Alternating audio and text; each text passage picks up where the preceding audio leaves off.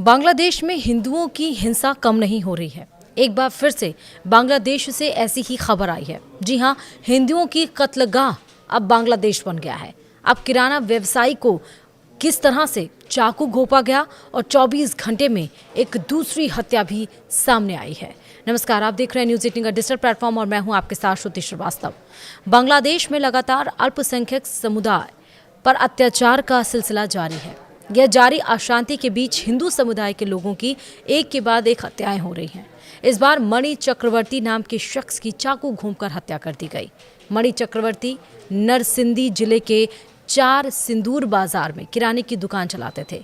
Media reports के मुताबिक सोमवार रात को वह अपनी दुकान पर मौजूद थे, तभी अज्ञात हमलावरों ने उन पर हमला कर दिया। आपको बता दें कि पिछले 24 घंटे में यह दूसरा मामला है जिसमें किसी हिंदू को निशाना बनाया गया है। हमला पलाश उपजिले के एक व्यस्त बाजार में हुआ। हमले में मणि चक्रवर्ती को गंभीर चोटें आईं, जिसके बाद स्थानीय लोग उन्हें तुरंत अस्पताल ले गए, लेकिन रास्ते में या अस्पताल पहुंचने के थोड़ी देर बाद ही उनकी मौत हो गई। फिलहाल हमलावरों की पहचान नहीं हो पाई है और प्रशासन की ओर से इस मामले पर कोई विस्तृत बयान नहीं आया है। लगातार हो रहे ऐसे हमलों से बांग्लादेश में अल्पसंख्यक समुदाय की सुरक्षा को लेकर चिंता बढ़ गई है। इससे पहले 5 जनवरी को जेसोर जिले के मोनी रामपुर उपजिला स्थित कपालिया बाजार में राणा प्रताप बैरागी नाम के हिंदू शख्स की हत्या कर दी गई थी। घटना के समय मौजूद लोगों के मुताबिक शाम करीब 5:45 बजे अज्ञात हमलावरों ने राणा प्रताप बैरागी पर अचानक गोलियां चला दी। गोली लगते ही राणा प्रताप की मौके पर मौत हो गई। वह बाजार में सामान्य काम से मौजूद थे, तभी यह हमला हुआ। वहीं 45 वर्षीय राणा प्रताप बैरागी के केशवपुर उपजिला के अरुआ गांव के रहने वाले थे। वह तुषार कांति बैरागी के बेटे थे। जब से बांग्लादेश में शेख हसीना की सरकार गई है, तब से यहां कट्टरपंथी तत्व सक्रिय हो गए हैं। मानवाधिकार संगठनों का मानना है कि अंतरिम सरकार के दौर में अल्पसंख्यकों पर लगातार हमले हो रहे हैं। कानून व्यवस्था कमजोर होने का फायदा उठाकर अल्पसंख्यकों को निशाना बनाया जा रहा है। कई मामलों में ईश निंदा जैसे आरोप लगाकर तो कई बार निजी दुश्मनी में हिंदुओं को निशाना बनाया जा रहा है।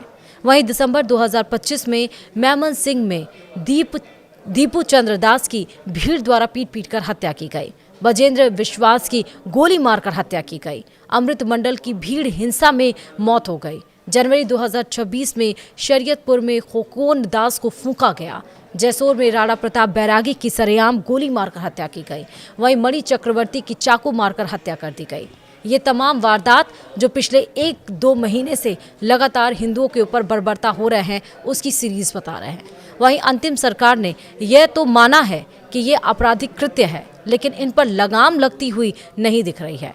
भारत ने भी इन हत्याओं को लेकर बांग्लादेश की सरकार से अपना विरोध जताया है और हिंदुओं की सुरक्षा की अपील की है।